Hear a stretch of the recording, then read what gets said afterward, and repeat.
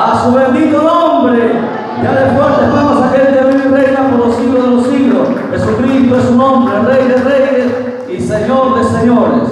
Amén. Un gozo y un privilegio, una vez más, amados hermanos, siempre estar en la casa del Señor. Recuerda, es el mejor lugar del mundo, más que nuestra casa, hermano. Aquel que ama a Dios, hermano, siempre va a amar también estar en su casa, así como el salmista David lo decía en el Salmo 27:4, que anhelaba estar, hermanos, en la casa de Jehová todos los días. Escuchen bien, no solamente los lunes, no solamente los martes, no solamente los jueves, todos los días, para contemplar la hermosura de Jehová e inquirir en su santo templo. Yo sé que hay muchas actividades, muchas cosas que hacer, pero recuerden que cada día, dice la Biblia, que son nuevas sus misericordias. Cada día hay una bendición de parte de Dios, hermano, que quiere entregarnos a cada uno de nosotros. Rápidamente vamos a la escritura, por favor. San Juan capítulo 5, verso 39. Hoy continuamos grabando el octavo video ya de esta serie, la doctrina de la palabra de Dios.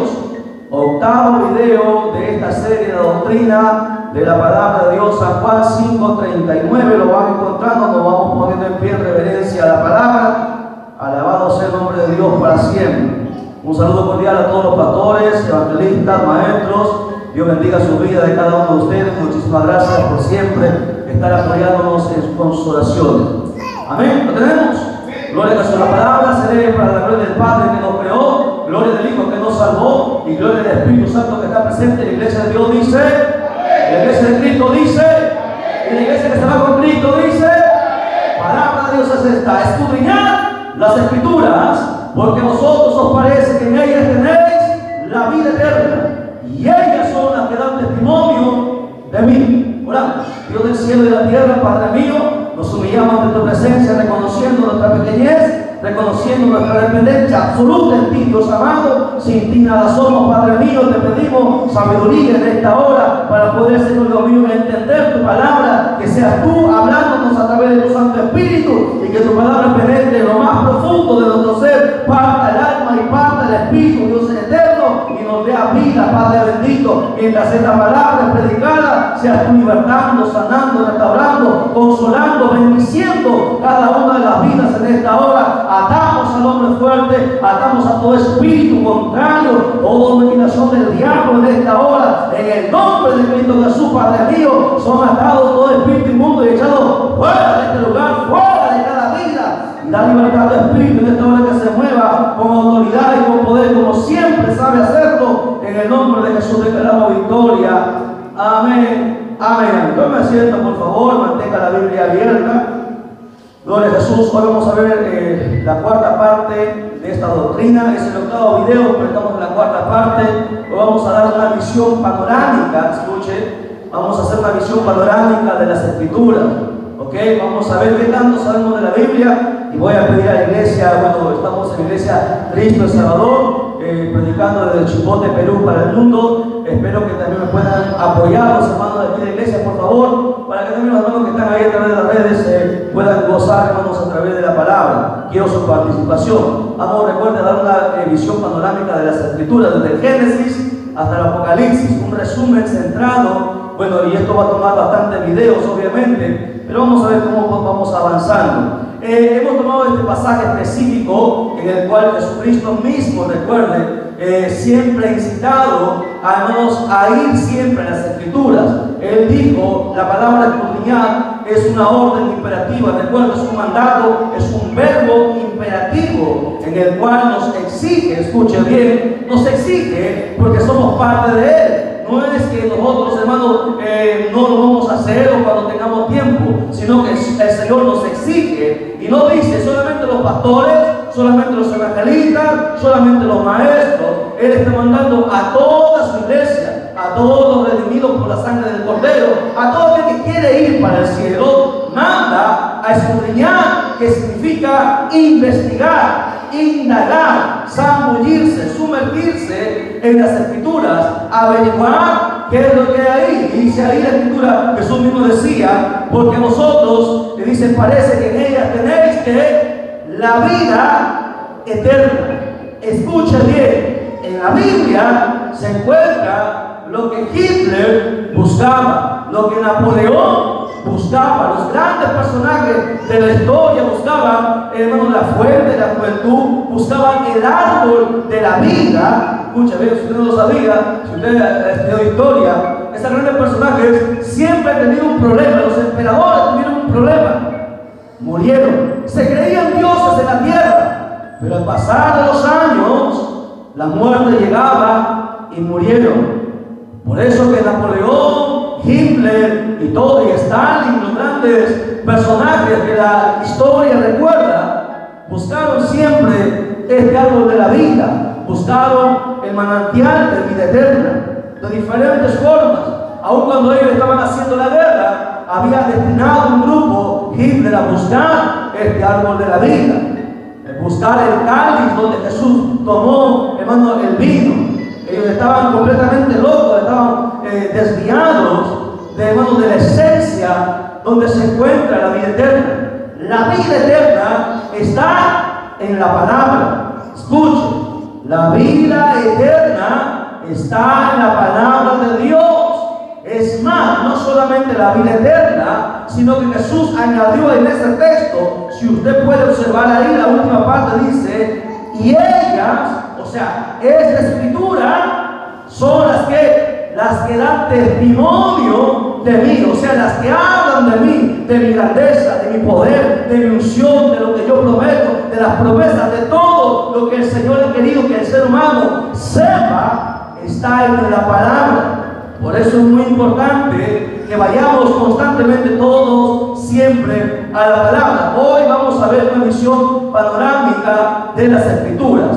Bien, entonces, veamos, primera pregunta. Recuerden que siempre las preguntas, lo que responden, nuestro hermano tesorero está ahí para premiarle siempre. Amén, hermano tesorero, hemos llegado para premiar a los que van a participar. Veamos, vamos a darle un paseo por... Ya, usted ve a dónde nos mandamos de paseo. La Biblia, escuche bien, está dividida en dos tomos, ¿ok? ¿Me pueden decir cuántos tomos, cuáles son los dos tomos en los cuales está dividida la Biblia? ¿Cuál es? Antiguo Testamento y un Nuevo Testamento. La Biblia es un libro. La Biblia es un libro. ¿Sí o no? La Biblia no es un libro. La Biblia es un conjunto de libros y escritos. No es uno solo. ¿Cuántos libros tiene la Biblia? 66. Muy bien, ¿por qué los católicos tienen más? Los católicos tienen 6 libros más. Tienen 72. Están los Macabeos. ¿Qué más? ¿Alguien ha leído la Biblia católica? Sabiduría. ¿Qué más? Eclesiástico. ¿Qué más? Tobías. ¿Qué más? ¿Alguien leyó? Es importante que nosotros sepamos por qué la Biblia, nosotros tenemos 66 y no consideramos esos 6. Por la sencilla razón que el canon bíblico se cerró, dejando atrás estos 6 libros. ¿Por qué? Porque estos 6 libros no tienen inspiración divina. Todo aquel que ha leído estos libros, yo los he leído, ¿sí? Estos libros, y están completamente, tienen otra perspectiva de lo que los 66 libros dicen. Por eso se excluyó del canon bíblico estos libros. Entonces la Biblia, número 1, está dividida en 2 testamentos, Antiguo y Nuevo Testamento. No es un solo libro, es un conjunto de libros y escritos. Ahora, le decimos, hermana Iraida, Antiguo Testamento, ¿verdad? Y Nuevo Testamento. ¿Qué significa testamento? ¿Por qué se dice testamento? Usted tiene que saber, ¿ok? Usted tiene ya un año en la iglesia, usted tiene que saber, esto es doctrina básica, así como se va al colegio, se sabe las vocales, se aprende primero, luego se aprende a sumar, luego a restar. Usted tiene que conocer esto. No podemos pasar años en la iglesia sin saber qué significa esto. ¿Qué es testamento? Testamento es pacto. Es un pacto con Dios. ¿Ok? Testamento, no te lo digo, testamento significa pacto. El Antiguo Testamento es el antiguo pacto que Dios hizo con el hombre, y el Nuevo Testamento es el nuevo pacto que está cumplido en quién? En Cristo Jesús. Amén. En el Antiguo Testamento se relata, no sé si usted está notando, supongo que está notando, no trae, recuerde, Biblia, cuaderno y lapicero, es importantísimo que usted tenga. Yo he dejado ahí los libros, pero, o sea, de los libros que están ahí, hemos añadido, solamente es el 10%, lo que usted va a escuchar aquí es el otro 90%, cosas que no van a estar en los libros que hemos enviado. Por eso que siempre decimos los pastores que vean también para complementar sus estudios lo que vamos a enseñar aquí. Es más, lo que escucho hablar del Espíritu Santo también se añade y sale, ¿no? Entonces hay que prestar mucha atención, por favor. Bien, entonces el Antiguo Testamento decía que son los relatos de las relaciones entre Dios y el hombre desde la creación hasta cuándo. Desde el Antiguo Testamento se relata desde la creación, Génesis 1:1, hasta cuándo se relata el Antiguo Testamento. Hasta el nacimiento de Jesús, antes del nacimiento de Jesús. ¿Cuánto tiempo? 400 años. Tienen que saberlo, ¿eh? Ahora, ¿por qué tengo que saber? Le va a servir muchísimo para que usted entienda. El Antiguo Testamento se cierra 400 años antes de que el Mesías naciese. ¿Cuándo se sucede esto? Recuerda que hubo un profeta, escucha bien, hubo un profeta que usted sabe que Dios siempre ha amonestado al pueblo por los profetas. Primero, ¿por quién Dios amonestaba al pueblo? ¿A quién levantó Dios primero? Cuando Israel se desviaba, cuando el pueblo pecaba, ¿a quién Dios envió primero? A los jueces. Sansón, otro juez, ¿alguien más se acuerda de los jueces? Sansón, ¿quién más? No han estudiado. Es importante que conozcamos todo esto. ¿Quién más? Débora, ¿quién más? San Miguel. No, todavía en el Nuevo Testamento. A ver, presta atención. Dios siempre ha amonestado al pueblo para que no se desvíe. Primero levantó a los jueces. ¿Ok? Cuando los jueces acabaron, Dios levantó a quienes? A los profetas. ¿Ok? A los profetas. Después de los profetas, ¿quiénes vienen? Los apóstoles. Usted tiene que saber, por si acaso, si no es esta semana, la próxima semana, vamos a empezar la semana de las predicaciones.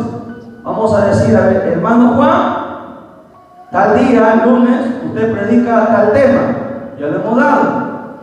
Hermana Eli, usted predica tal tema. Y ya hemos dado, están los videos ahí. ¿Sí? Todos van a participar. Humberto, ni Humberto, nadie, el tesorero ni los diáconos, todos van a participar. Es necesario que aprendan la escritura.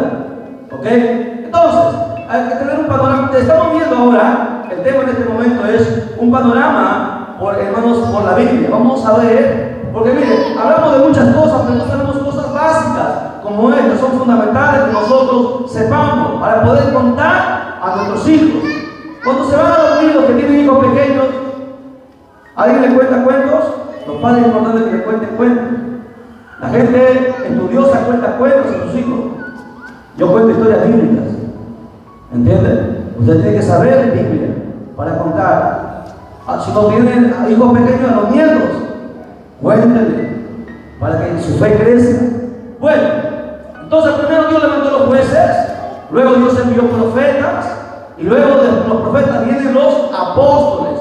¿Ok? No se olvide eso, por favor. Ahora, ¿por qué el Antiguo Testamento se cierra 400 años antes de que, hermanos, que se aperture el Nuevo Testamento? ¿Por qué? ¿Qué pasó?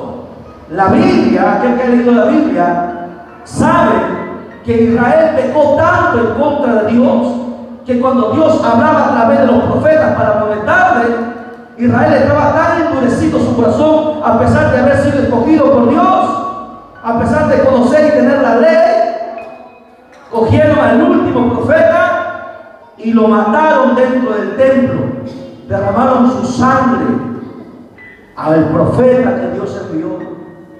¿Cuál fue el nombre de ese profeta? ¿Quién fue? Ya queda como tarea para el día de mañana o pasado que lo vamos a estudiar. el que lo averigua, ya vamos a ver cuál es el premio, ¿ya? El último profeta, el pueblo lo mató dentro del templo. Cuando el profeta derramó su sangre dentro del templo, Dios dejó a Israel.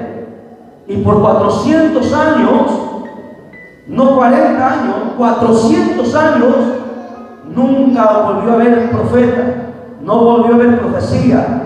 Dios se alejó y dejó a Israel porque no quisieron escuchar al Señor. Y cuando eso sucede, vemos a Israel, y en el Nuevo Testamento, ¿cómo sale la película? Cuando ven la película de Jesús, Israel ha sido conquistado ¿por quién? Por los romanos.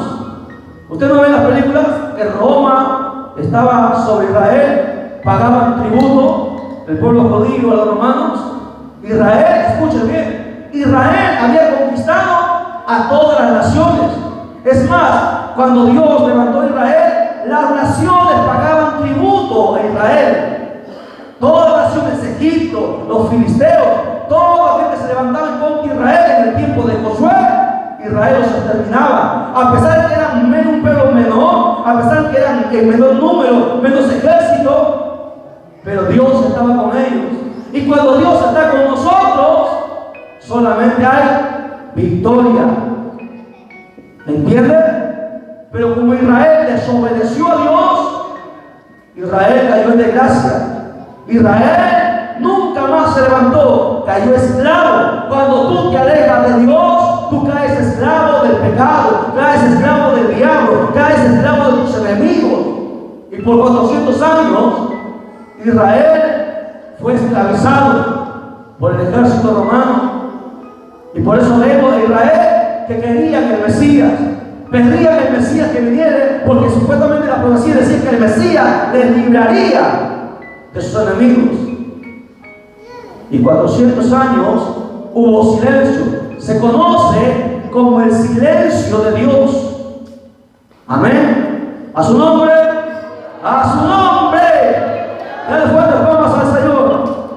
Fuerte, fuerte, fuerte las palmas al Señor Todopoderoso. Aleluya. Es importante que sepamos esto, por favor. Es conocimiento básico.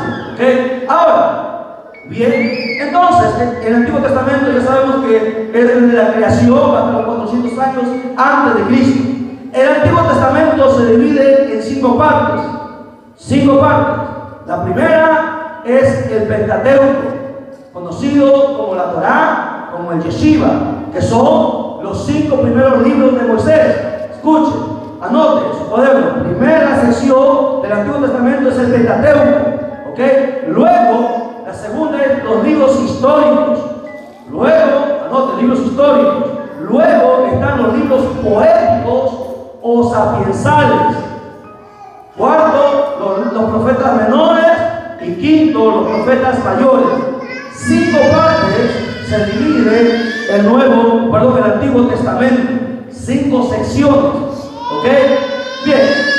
Vamos a ver en este momento. No se distraigan, déjenlo ahí. Que los niños que jueguen, presten atención, por favor. Que los niños que hagan por ahí corran, no hay problema. No se distraigan.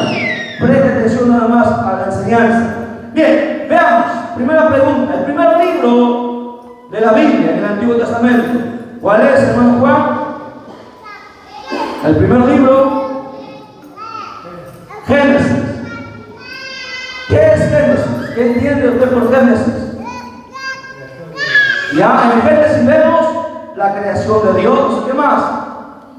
Maniraida, ¿qué se ve en Génesis? Todos hemos leído Génesis. ¿Qué más podemos ver en Génesis? Génesis es el principio. Bueno, Génesis significa principio, inicio, comienzo. ¿Ok? En el libro de Génesis, ¿qué es lo que nosotros vemos? Ya dijo mi hermano Juan, la creación. ¿Qué más vemos? El pecado de Adán, más conocido como la caída del hombre. Generalmente, la caída del hombre. ¿Qué más? ¿Qué más? Vamos recordando. ¿Qué más vemos en Génesis? A ver, Joel, escucho. La caída del hombre. Después de la caída, ¿qué más? ¿Qué tiene que ver? ¿Dios dejó caído al hombre? No, en Génesis también se ve la redención. ¿Cómo que la redención? Claro, en Génesis se ve cuando el hombre cae, Dios promete. Si nos promete levantar a alguien, restaurar al hombre. Vamos a abrir nuestra Biblia, por favor. Vamos a ir a la Biblia, ¿ya? Génesis 3:15. Génesis 3:15.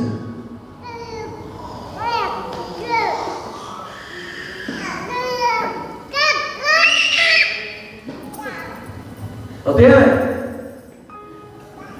Dice: y pondré enemistad entre ti, que cuando el hombre ya había caído, escuche, ahí el de Adán ya había caído, dice, y la mujer dice: y pondré enemistad entre ti, el está hablando de la serpiente, y la mujer, entre tu simiente, le dice la serpiente, y la simiente suya.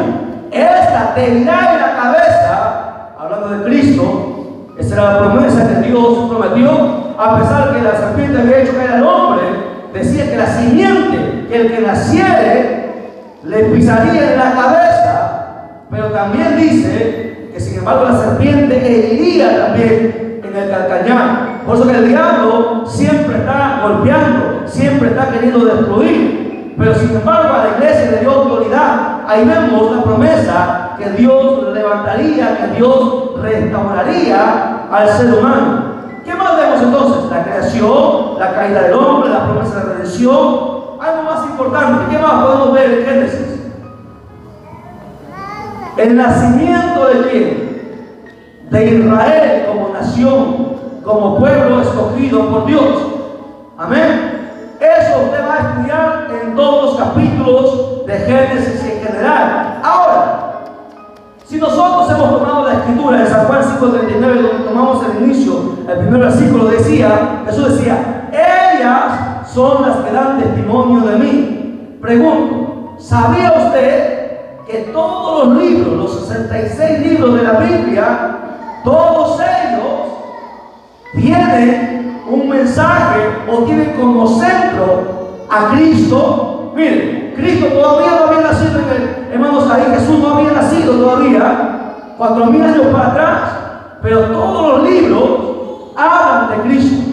Vamos a ver, miren, en Génesis Cristo, si dice, Jesús dijo que todas ellas dan testimonio de mí, pues entonces Génesis tiene que hablarme de Jesús, Éxodo tiene que hablarme de Jesús, Isaías, Jeremías, todo, cada libro vamos a ver, que todos los libros vamos a ver a Cristo.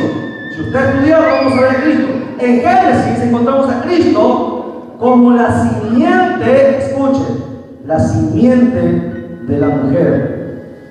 En Génesis se ve a Cristo como la simiente de la mujer, que es el texto que hemos lecturado, el 3:15. La simiente que Dios prometió que pisaría al diablo en la cabeza. Por eso que Jesús dijo: las puertas del infierno no van a prevalecer en contra de la iglesia, porque Cristo, escuchen bien, Cristo dio autoridad a la iglesia. Entonces, a ver, hermana Estefanía, en Génesis, ¿cómo vemos a Jesús? ¿Como qué? Como la simiente de la mujer. No se olvide, cada libro nos va a hablar de Jesús, todos los libros.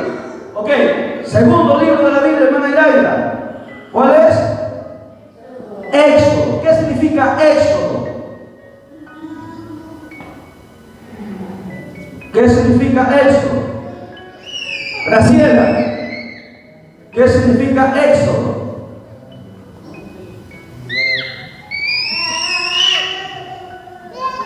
María, Éxodo.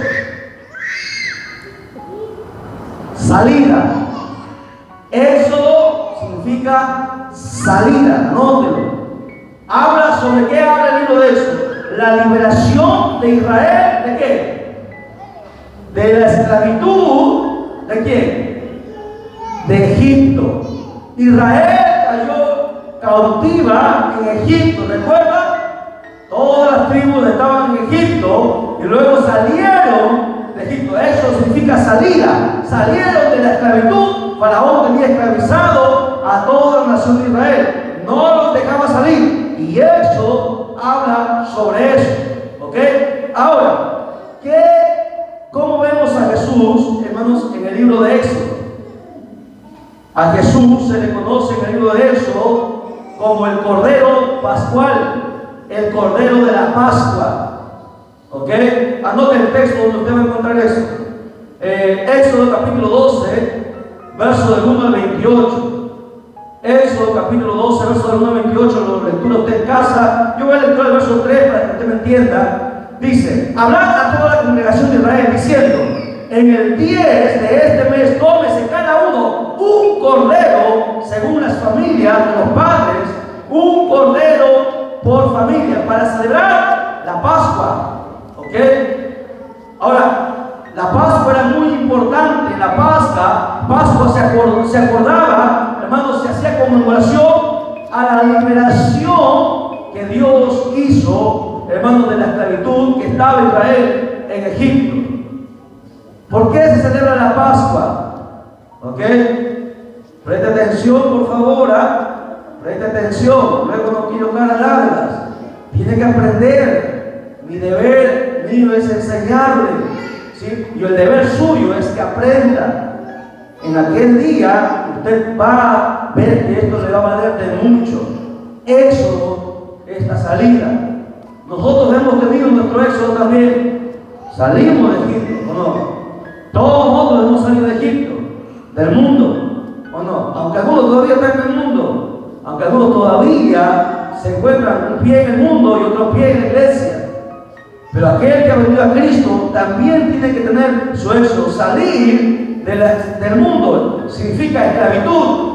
De la esclavitud salió el pueblo de Israel. Nosotros salimos también de la esclavitud del pecado. Hemos tenido cadenas del pecado, cadenas espirituales que nos ataban, que nos hacían hacer tantas cosas que nos parecía bien, pero estaba mal, que nos iba a llevar a la condenación eterna. Y eso significa eso, salida. Y en el Éxodo a Jesús se ve como ese cordero pascual, como ese cordero de Pascua. ¿Alguien escuchó la Pascua? ¿Qué es la Pascua? Los católicos celebran la Pascua. Los evangélicos no saben ni qué es la Pascua. Y eso es una vergüenza, porque la Pascua está en la Biblia. ¿Qué significa la Pascua, Débora? No me agache la cabeza porque lo voy a preguntar a todos, ¿ya? A todos. ¿Qué era la Pascua? ¿Qué se recordaba en la Pascua? La liberación que Dios hizo de la esclavitud. Esa es la Pascua. Eso Dios mandó tomar un cordero, ¿sí? Y recordar. Y ahí comía el pan sin levadura y las hierbas amargas para que recuerden de dónde Dios los sacó. Israel hasta el día de hoy celebra la Pascua.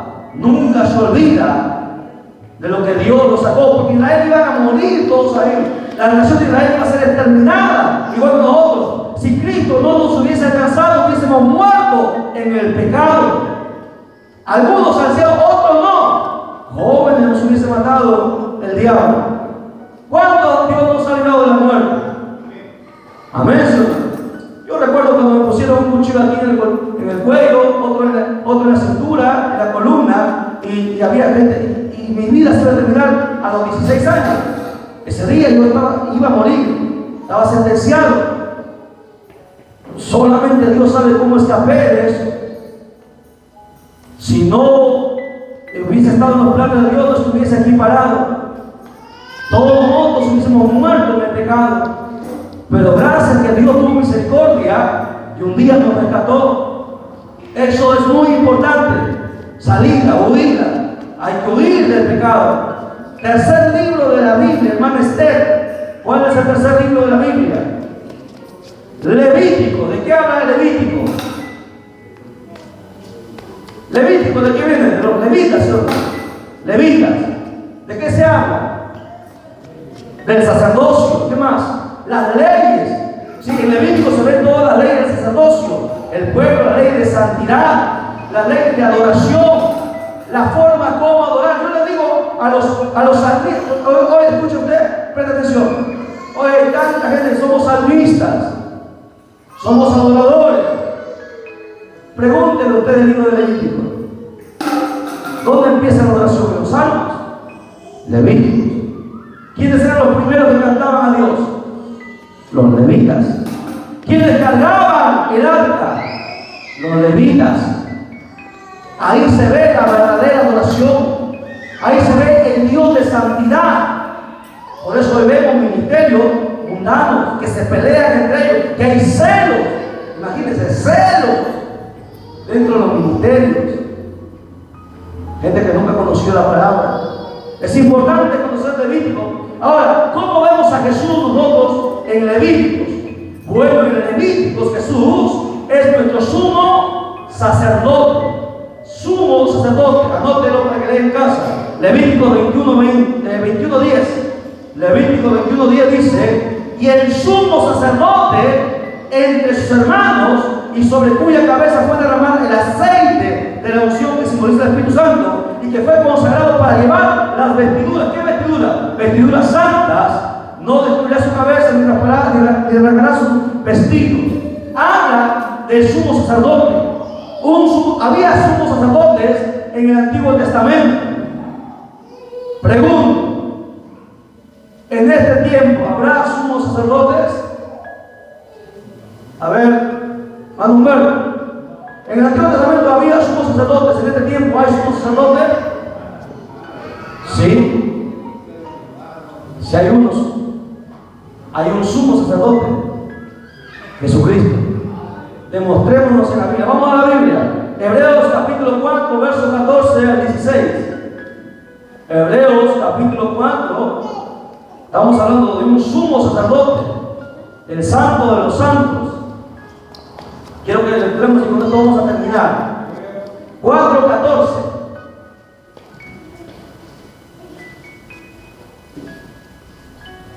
Dice: por tanto, teniendo, escucha bien, no dice hemos teniendo un gran sumo sacerdote que traspasó los cielos. ¿Ya sabe quién traspasó los cielos? Que traspasó Jesús, y dice su nombre, el Hijo de Dios. Retengamos nuestra profesión, porque no tenemos un sumo sacerdote que no pueda compadecerse de nuestras debilidades, sino uno que fue tentado en todo, según nuestra semejanza, pero sin pecado. Acerquémonos pues confiadamente al trono de gracia para alcanzar misericordia y hallar gracia para el oportuno socorro. Este pasaje es bastante amplio de explicar. Resumo, preste atención. El sumo sacerdote nuestro, en el Antiguo Testamento, Israel no podía comunicarse con Dios. Israel, el pueblo, iba a los sacerdotes, a los levitas y a los sacerdotes, y entregaba y pedía las peticiones, y los sacerdotes presentaban al sumo sacerdote, y el sumo sacerdote era el que iba a interceder por el pueblo. Ese era el orden. Por eso que estaba fuera el atrio, escuche, luego estaba el lugar santo, donde estaban los sacerdotes, y más adentro estaba el lugar santísimo.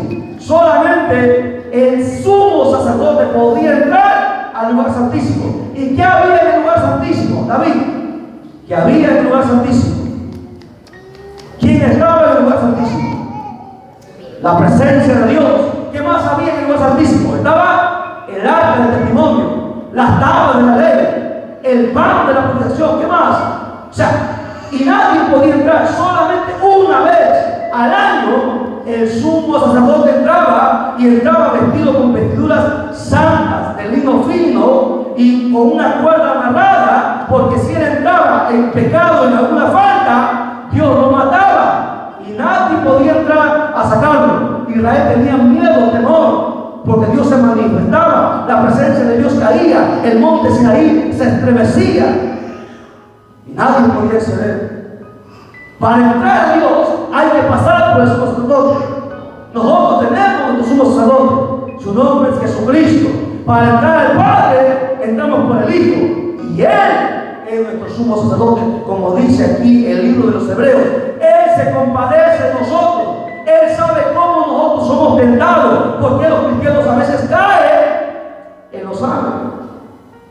Dice ahí, fue tentado en todo. Elí, pregunto, a Jesús en la tentación, Mateo capítulo 4, Lucas capítulo 4, Jesús fue tentado con mujeres.